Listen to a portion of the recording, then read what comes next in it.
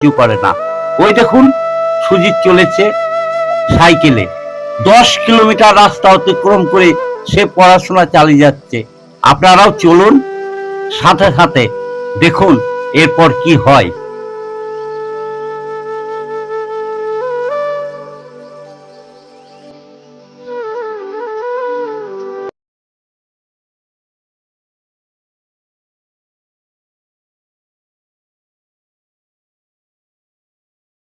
এই গৌরী আলী,